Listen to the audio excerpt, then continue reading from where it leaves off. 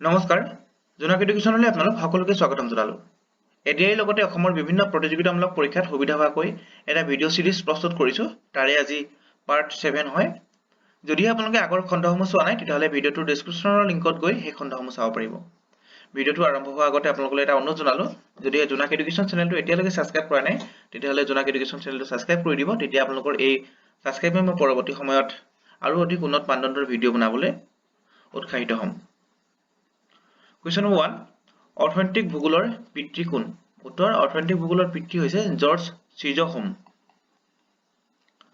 ইউনেস্কোৰ গঠন কেতিয়া হৈছিল ইউনেস্কো 1948 ত গঠন হৈছিল আৰু ইয়াৰ হেডকোৱাৰ্টাৰ আছে পেৰিছত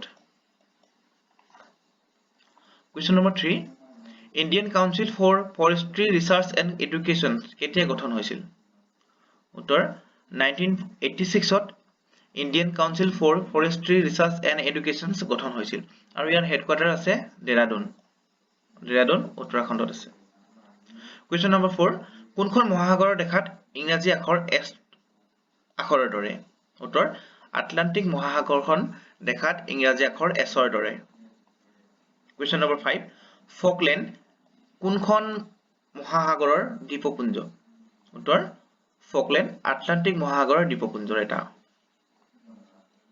Question number 6 বৰ্তমান এছিয়া মহাদেশৰ ৰাষ্ট্ৰৰ সংখ্যা কিমান উত্তৰ বৰ্তমান এছিয়া মহাদেশত 48 খন অৰ্থাৎ 48 খন ৰাষ্ট্ৰ আছে Question number 7 পৃথিৱীৰ আটাইতকৈ ওখ মালভূমিৰ নাম কি উত্তৰ পৃথিৱীৰ আটাইতকৈ ওখ মালভূমিৰ নাম হৈছে পামিৰ Question number 8 আফ্ৰিকা মহাদেশৰ ৰাষ্ট্ৰৰ সংখ্যা কিমান উত্তৰ আফ্ৰিকা মহাদেশত 54 খন ৰাষ্ট্ৰ আছে আমি যদি কওঁ মহাদেশসমূহৰ ভিতৰত আফ্ৰিকা মহাদেশতে আটাইতকৈ বেছি সংখ্যক ৰাষ্ট্ৰ আছে Question number 9 পৃথিৱীৰ আটাইতকৈ ডাঙৰ দেশখনৰ নাম কি অৰ্থাৎ মাটিকালিৰ ভিতৰত আটাইতকৈ ডাঙৰ দেশৰ নাম হৈছে ৰাছিয়া আৰু মাটিকালিৰ ভিতৰত আমাৰ ভাৰতৰ স্থান হৈছে সপ্তম আমি যদি মাটিকালি হিচাপত চাওঁ ৰাছিয়া কানাডা চীন USA ব্ৰাজিল অষ্ট্ৰেলিয়া ভাৰত আৰু আৰ্জেণ্টিনা Question number 10 বৰ্তমান পৃথিৱীৰ ৰাষ্ট্ৰ সংখ্যা কিমান বৰ্তমান পৃথিৱীত 195 অৰ্থাৎ 195 খন ৰাষ্ট্ৰ আছে Question number 11 প্ৰাকৃতিকভাৱে কিহে এছিয়া আৰু ইউৰোপ মহাদেশক ভাগ কৰিছে উত্তৰ ইউৰাইল পৰ্বতমালাই Question number 12 ভাৰতৰ কিমান শতাংশ ঠাই বনাঞ্চলে আগুৰি আছে ভাৰতৰ 24.62% বা 62 শতাংশ ঠাই বনাঞ্চলে আগুৰি আছে Question number 13 অসমৰ কিমান শতাংশ ঠাই বনাঞ্চলে আগুৰি আছে বনাঞ্চল হ'ব লাগিছিল উত্তৰ অসমৰ 34.21 শতাংশই এই বনাঞ্চলে আগুৰি আছে এয়া 2023 ৰিপৰ্ট অনুসৰি Question number 14 ভাৰতে পৃথিৱীৰ কিমান শতাংশ ঠাই আগুৰি আছে গোটেই পৃথিৱীৰ মাটিকালিৰ ভিতৰত ভাৰতে 2.4 শতাংশ আগুৰি আছে Question number 15 কোনখন ৰাষ্ট্ৰৰ অধিক পৰিমাণৰ বনাঞ্চল আছে বনাঞ্চলৰ ক্ষেত্ৰত আটাইতকৈ 1 নম্বৰ স্থানত থকা দেশখন হৈছে ৰাছিয়া Question number 16 ভাৰতৰ কোনখন ৰাজ্যখনৰ অধিক ঠাই বনাঞ্চল আছে অৰ্থাৎ আটাইতকৈ বেছি ভাৰতৰ বনাঞ্চল যদি ৰাজ্যখনৰ আটাইতকৈ বেছি সংখ্যক বনাঞ্চলে আগুৰি আছে এখন হৈছে মিজোৰাম Question number 17 ভাৰতৰ আটাইতকৈ বেছি বনাঞ্চল থকা ৰাজ্যখনৰ নাম কি শতাংশৰ হিচাপত যদি চাওঁ তেতিয়াহলে মধ্যপ্ৰদেশত আটাইতকৈ বেছি বনাঞ্চল আছে Question number 18 কোন চনত অসমত অসমীয়া ভাষাক চৰকাৰী ভাষা হিচাপে স্বীকৃতি দিয়ে উত্তৰ 1960 চনত অসমীয়া ভাষাক অফিচিয়েল ল্যাঙ্গুৱেজ হিচাপে স্বীকৃতি দিয়া হয় আৰু সেই সময়ৰ মুখ্যমন্ত্ৰী আছিল অসমৰ বিমলা প্ৰসাদ চলিহা Question number 19 টুকলাই চাহ গৱেষণা কেন্দ্ৰ কেতিয়া প্ৰতিষ্ঠা কৰা হৈছিল টুকলাই চাহ গৱেষণা কেন্দ্ৰ 1911 চনত প্ৰতিষ্ঠা কৰা হৈছিল ক'ত আছে আৰু হেয়া হৈছে যোৰহাট Question number 20 গুৱাহাটী চাহ নিলাম কেন্দ্ৰ কেতিয়া প্ৰতিষ্ঠা কৰা হৈছিল গুৱাহাটী চাহ নিলাম কেন্দ্ৰটো 1970 চনতে প্ৰতিষ্ঠা কৰা হৈছিল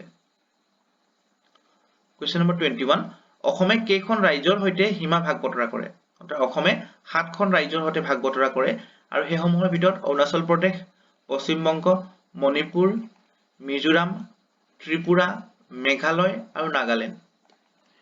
ইয়াৰ পৰা আৰু দুটা প্ৰশ্ন এই ধৰণে হ'ব পাৰে যে অসমৰ লগত আটাইতকৈ বেছি কোনখন ৰাজ্যৰ সীমা আছে? সেয়া হৈছে মেঘালয়। মেঘালয়ত অসমৰ আটাইতকৈ বেছি সীমা ভাগ বতৰা কৰে। তাৰ পিছতে আছে ত্ৰিপুৰা হৈছে অসমৰ সৈতে সীমা ভাগ বতৰা কৰা আটাইতকৈ কম সীমা ভাগ বতৰা কৰা ৰাজ্য। Question number 22, জাতিংগা ক'ত অৱস্থিত? জাতিংগা ডিমা হাছাও জিলাত অৱস্থিত। Question number 23, অসমৰ কোন জিলাত আটাইতকৈ বেছি চাহ বাগিচা আছে? অসমৰ ডিব্ৰুগড় জিলাত আটাইতকৈ বেছি চাহ বাগিচা আছে। Question number 24, অসমত কেতিয়া চাহ আৱিষ্কাৰ কৰিছিল? অসমত 1823 চাহ আৱিষ্কাৰ হৈছিলে আৰু সেয়া হৈছে ৰবাৰ্ট ব্ৰুচ। ইয়াৰ আগতে সিংহসকলে চাহৰ ব্যৱহাৰ কৰা দেখা গৈছিল। Question number 25, অসমৰ কোনখন জিলাত শিক্ষিত হাৰ অধিক? অৰ্থাৎ অসমৰ যদি শিক্ষিত হাৰ হিচাপত চাওঁ তেতিয়া কামৰূপ মহানগৰত আটাইতকৈ বেছি পৰিমাণৰ শিক্ষিত হাৰ আছে আৰু সেয়া হৈছে 88.66%। আৰু আটাইতকৈ কম শিক্ষিত হাৰ থকা জিলাখন হৈছে ধুবুৰী, তাত আছে 58.34% শিক্ষিত হাৰ আছে। Question number 26, ভাৰতৰ আটাইতকৈ পৰিষ্কাৰ চহৰখনৰ নাম কি? শেহতীয়াকৈ ভাৰতৰ আটাইতকৈ পৰিষ্কাৰ চহৰখন হৈছে ইন্দোৰ আৰু সেইখন ক'ত আছে? ইন্দোৰ চহৰখন আছে মধ্যপ্ৰদেশত। Question number 27, এছিয়া মহাদেশৰ আটাইতকৈ পৰিষ্কাৰ গাঁওখনৰ নাম কি? এছিয়া মহাদেশৰ ভিতৰত আটাইতকৈ পৰিষ্কাৰ গাঁওখনৰ নাম হৈছে মৌলানাং আৰু সেয়া আছে মেঘালয়ত। Question number 28, 2023 চনৰ অসমৰ পৰিষ্কাৰ চহৰখনৰ নাম কি? 2023 চনত জানুৱাৰী পৰা মাৰ্চ অনুসৰি অসমৰ আটাইতকৈ পৰিষ্কাৰ চহৰখন হৈছে তেজপুৰ। Question number 29, অসমৰ আটাইতকৈ পৰিষ্কাৰ গাঁওখনৰ নাম কি? যদি আমি গাঁও চাওঁ তেতিয়াহ'লে হ'ব ৰাংচাপাৰা আৰু ৰাংচাপাৰা আছে গোৱালপাৰাত। Question number 30, মাটিকালিৰ ফালৰ পৰা অসমৰ আটাইতকৈ ডাঙৰ জিলাখনৰ নাম কি?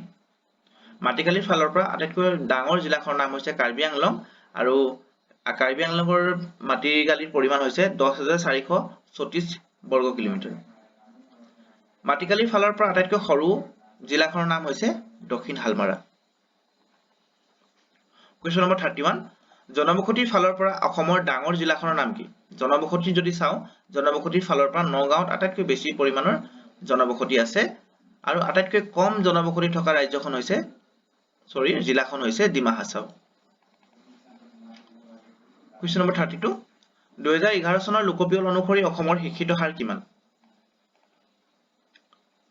উত্তৰ, 2011 চনৰ লোকপিয়ল অনুসৰি অসমৰ শিক্ষিত হাৰ আছিলে 72.19% বা 72.19%। যদি আমি পুৰুষৰ শতাংশ হিচাপত চাওঁ তেতিয়াহ'লে হ'ব 77.85 আৰু মহিলাৰ হাৰ হৈছিলে 66.27। Question number 33, অসমৰ কেইখন দেশৰ লগত সীমা আছে? অৰ্থাৎ অসমে কেইখন দেশৰ লগত সীমা ভাগ বতৰা কৰে? যদি আমি দেশ চাওঁ তেতিয়াহ'লে অসমে কেৱল দুখন দেশৰ লগত সীমা ভাগ বতৰা কৰে, সেয়া হৈছে বাংলাদেশ আৰু ভূটান। বাংলাদেশৰ লগত আটাইতকৈ বেছি পৰিমাণৰ সীমা ভাগ বতৰা কৰে অসমে, সেয়া হৈছে 267.5 কিলোমিটাৰ।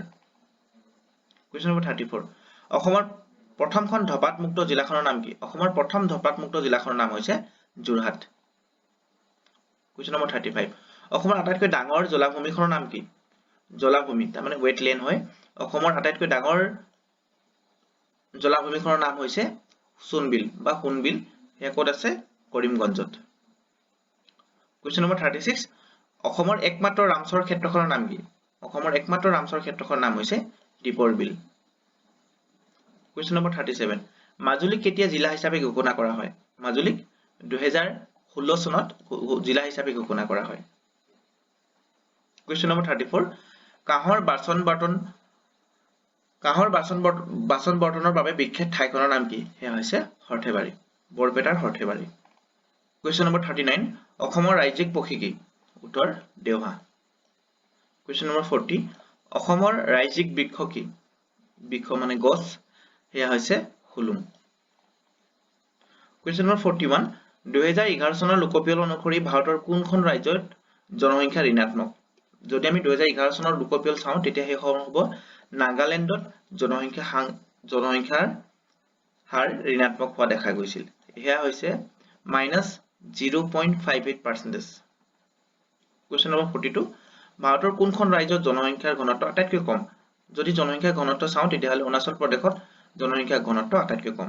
এয়া আছিল আজি ভিডিঅ'টোৰ শেষৰটো প্ৰশ্ন। যদি আপোনালোকে জোনাক এডুকেশ্যন চেনেলটো চাই ভাল পাইছে তেতিয়াহ'লে চেনেলটো সাবস্ক্ৰাইব কৰি ৰাখিব আৰু পৰৱৰ্তী সময়ত পুনৰ এটা নতুন ভিডিঅ'ত আপোনালোকৰ সকলোকে লগ পোৱাৰ প্ৰতিশ্ৰুতিৰে আজি ভিডিঅ'টো ইয়াতে সমাপ্ত কৰিছো। ধন্যবাদ।